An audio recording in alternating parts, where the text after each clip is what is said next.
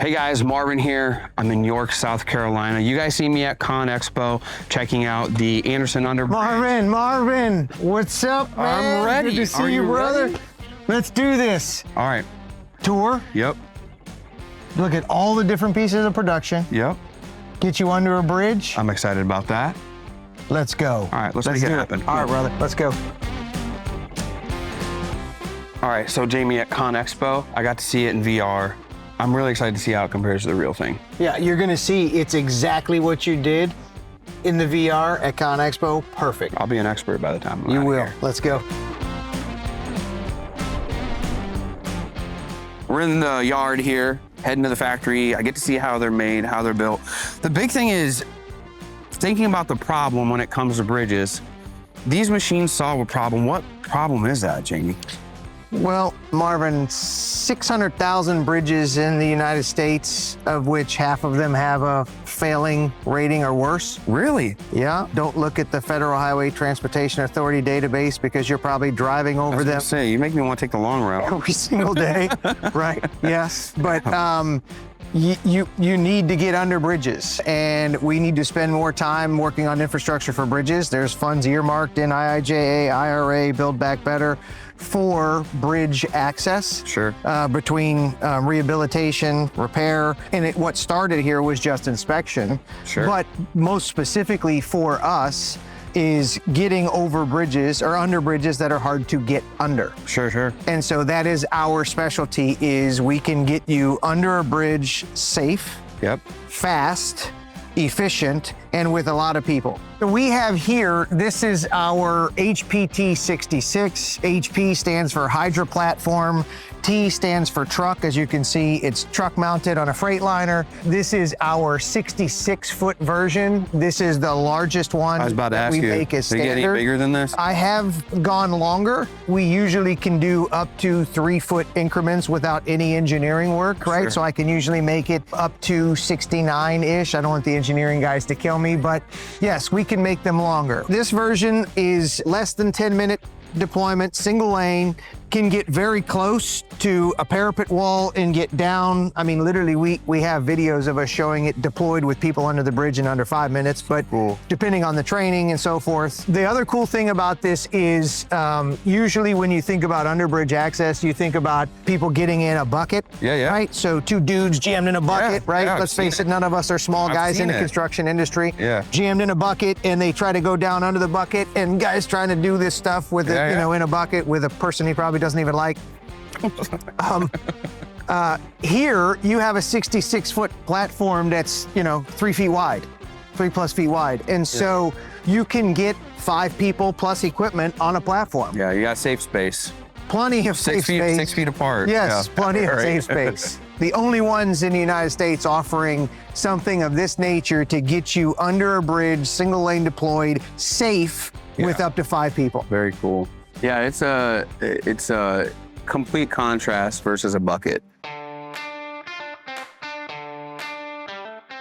Here is the heart of Anderson Underbridge. So this is our production facility here in York, South Carolina, roughly 50,000 square feet of raw production. So from saw with American steel to welders welding, and then assembly producing a final product, and then even a bridge to where we hang the units under a bridge to test them. So everything is North American steel. No, we got American workers, right? So everything that we have is made here, sourced here, put together here, tested here That's right. before it goes into the hands of anybody that's going to be using. Before it goes into the rental fleet or before it gets sold to a customer. So we got, And it goes over the bridge a minimum of 5 times before it leaves. that gives me some confidence. Yeah. Well, if you're hanging people under bridges, you want to be safe, that. Yeah. right? Here is where we do all of the saw cutting. So every machine starts from raw steel, right? So every machine starts from raw steel, where we saw each particular leg of every trailer or bed that goes on the Freightliner trucks that we just looked at, all start here as a piece of raw material. We're gonna head over here and we're gonna chat with Randy. So right now, what Randy's doing is Randy has already cut this piece. Okay. Right, so this is one of the pieces that's gonna go on the trailer. And right now you can see he's actually drilling the holes in the trailer for the assembly guys to assemble the trailers together. Randy, meet Marvin. How you doing? Nice to meet you, my friend. Marvin, meet Randy. Randy's been here for a minute. Couple minutes. Couple minutes. Randy, tell me, what employee number were you? I'm still number one. Still number I'm actually one. the first one hired on when Anderson started. There were 12 people went in for interviews that day, and I was the first one in the office that was hired that day. Wow. Randy's responsible for cutting, as I said over here, cutting every single piece that these guys need to weld our machines. So Randy has a unique talent that he has a multitude of dad jokes. All right. Can you tell us a dad joke before we go? Okay, let's see. All right. There was this man and his wife in the house. It was a birthday. He said, what do you want for your birthdays? He said, well, I want a milk bath. Said, it's must be good for your skin, food, vitamins. Said, it's real good. See, he said, I'll see what I can do. He went to the store, talked to the manager, said, you got no milk for sale in there to get a milk bath? Said, that's for my wife wants for a birthday. He said, yeah, we got plenty back there. Said, you want it pasteurized? Said, no, about up to her waist to be fine.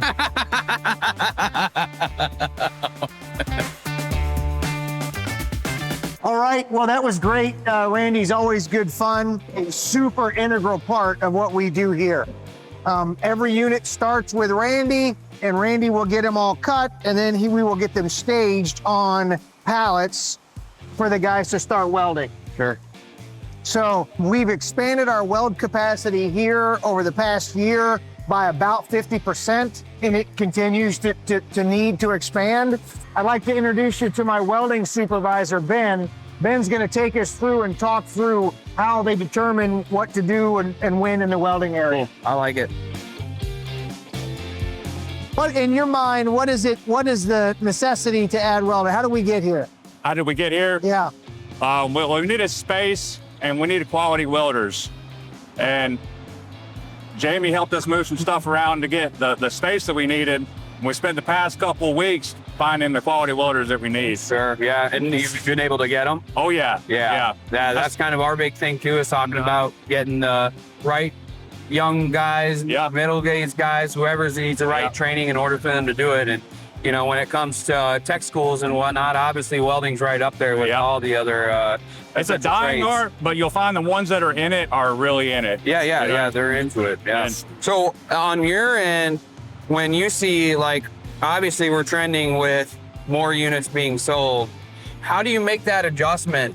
Like on your end, is it, hey, we're gonna have to just get X amount of pieces here and a lot X amount of time? Yeah. You know that you hit production capacity, and then you gotta be like, hey, we need to hire one other person to kind of relieve us here? That's kind of where we're at now, where we're adding the new guys. We've been working Fridays and Saturdays for the past month. Yeah. I told you it's going. Yeah. It I is. mean, we're pumping them out, you know, and these guys are eager to be here. They're eager to work. Cool. You know, and they don't have a problem trying to keep up. Yeah. It's been a growing process, but it's been a good process.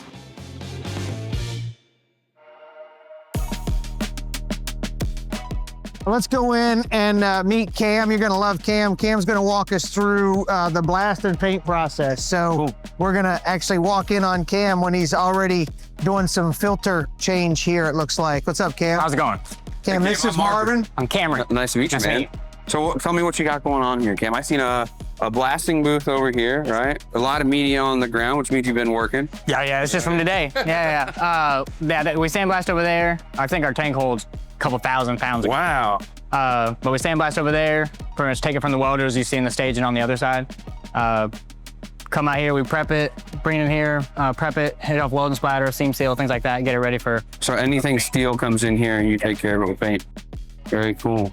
Man. Certain things aluminum, like we do the floors, things like that. Oh, really? Well, some things the customers just want to keep the Aluminum colored?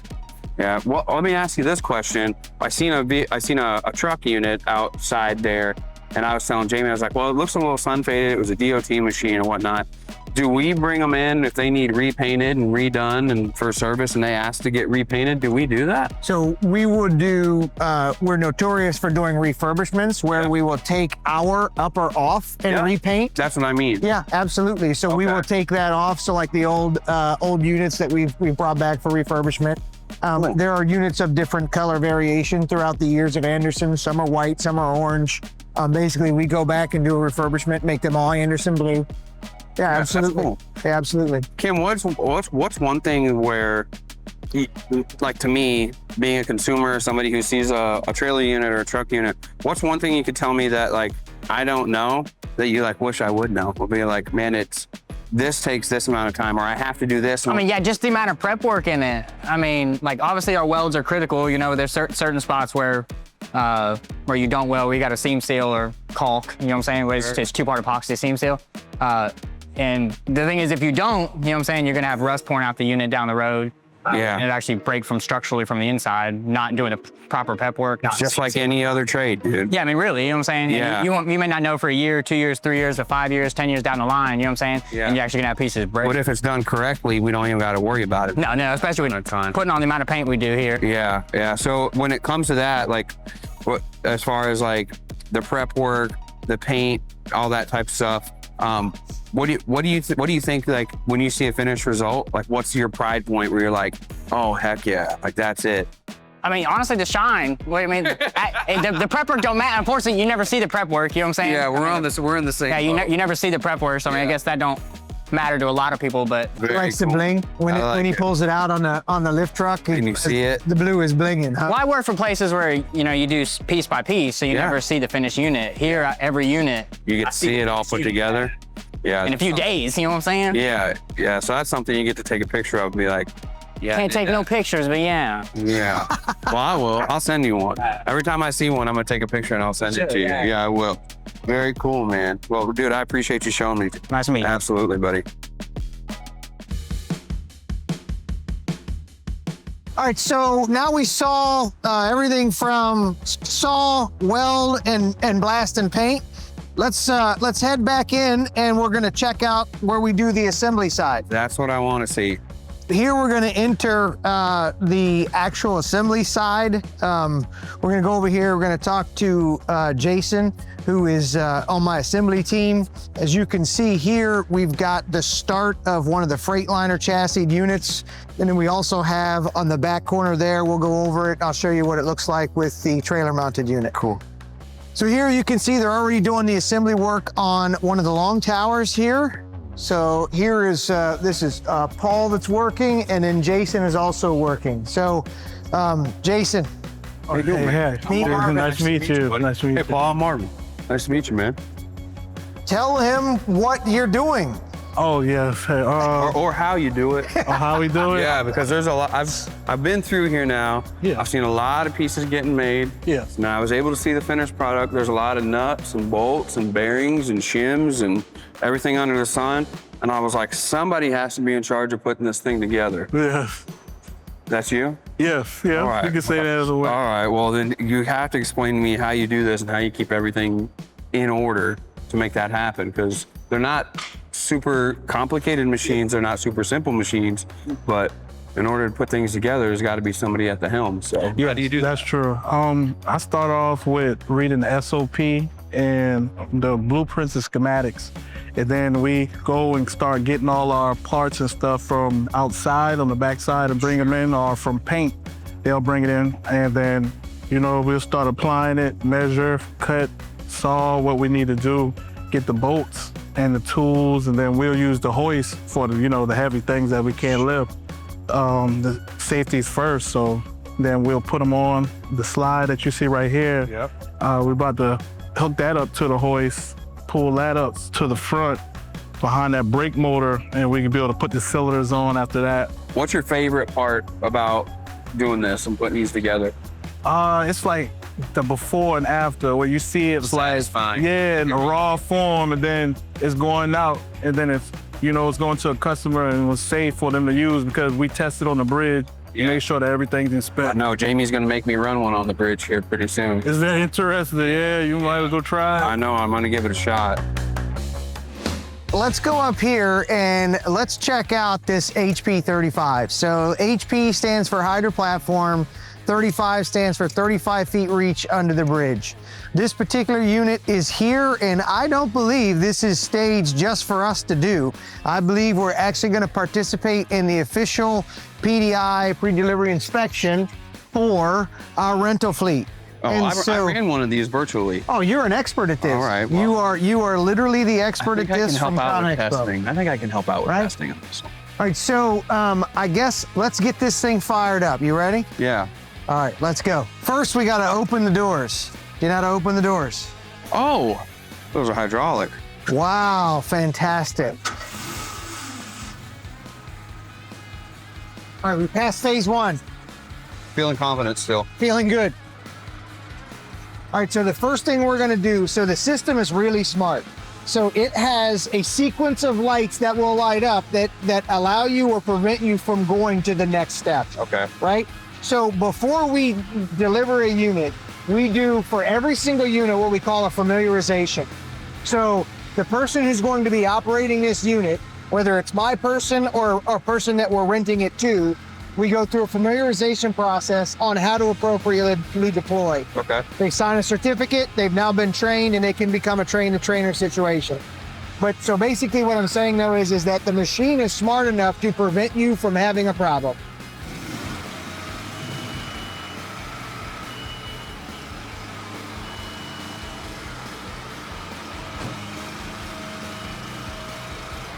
Okay, outriggers are out. Now we need to do the outriggers down.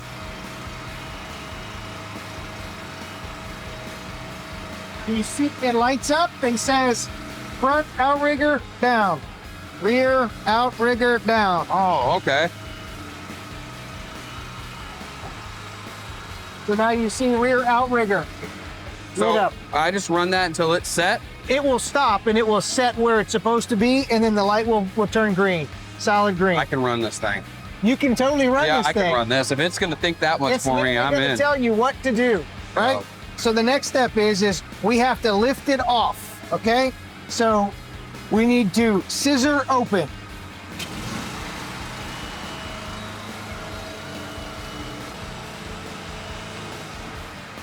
Again, the light is now green. So now it's up. So the next phase is to tilt the tower. So we want to tilt the tower. And it's easy. You just go until the light's green. Light's green. Okay? Now we need to rotate the turntable in order to get that part over the bridge. Turntable, right. Pretty simple. In my Again? mind, it shouldn't be this simple. Okay? So now we need to tilt the tower back to 90, and that's what this is telling us, is we need to get it to 90. Okay. Okay? So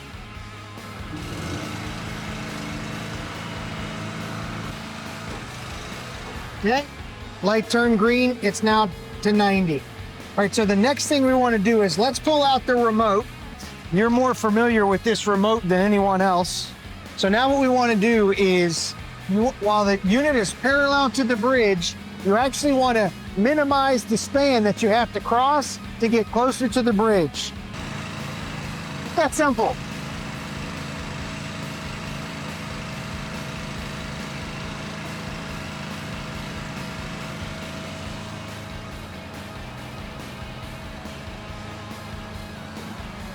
Okay, the light is green. So now it's ready for us to climb on it.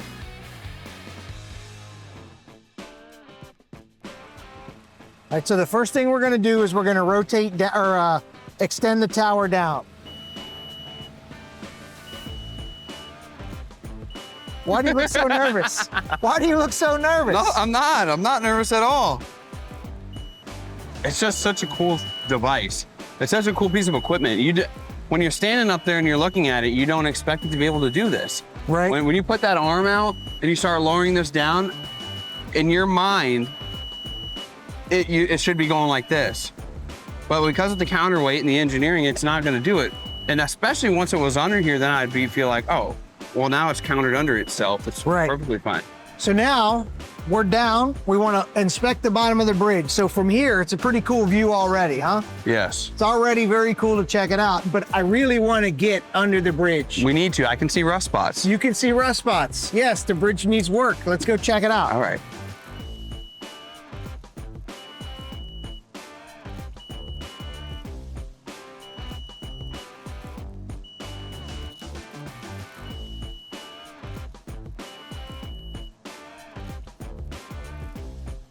All right, so now we can walk the bridge and you go, oh, no. Sorry, we need to expand. We can't see the far side.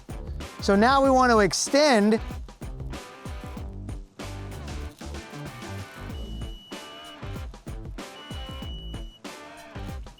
See ya.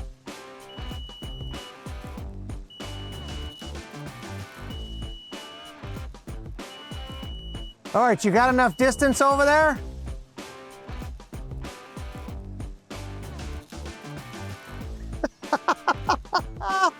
All right, well, you want a little more. All right.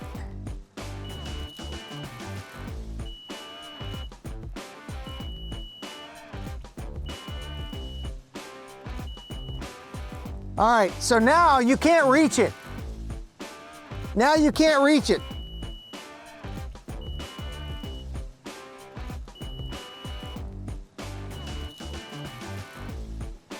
And so from this point, we can do everything that we need to do for this bridge. And as you can imagine, Crazy.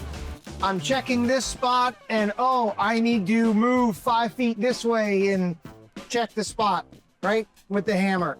You can have the person up top move you forward some 4 or 5 feet, whatever it looks like, or go backward 4 or 5 feet, whatever it looks like, to do the work. It's crazy how easy it makes this job. Let's say there is a tragic event. Let's say it is like, Asheville, and there's 10 bridges along there. We need to know that the bridges are safe in a hurry. Yeah. You know what I mean? There's people trapped there. And I can get you under a bridge in less than 10 minutes. Insane. Well, I believe that concludes our Underbridge tour of the HP 35 Worth every dime it hydro cost platform. me. Worth everything. Every dime I spent on the ticket, it was worth it.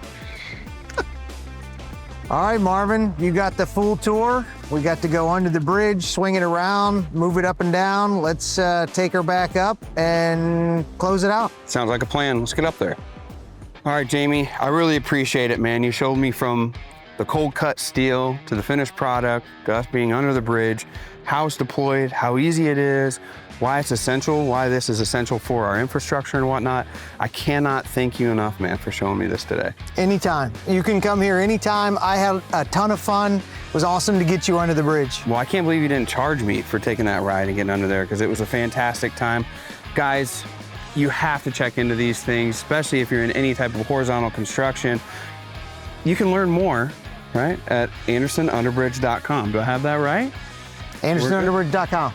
All right, so if you get a chance, be sure to jump over to AndersonUnderbridge.com. Take a look at this very cool, one-of-a-kind piece of equipment that I think is going to be the standard to be set for bridge inspections and any kind of horizontal infrastructure.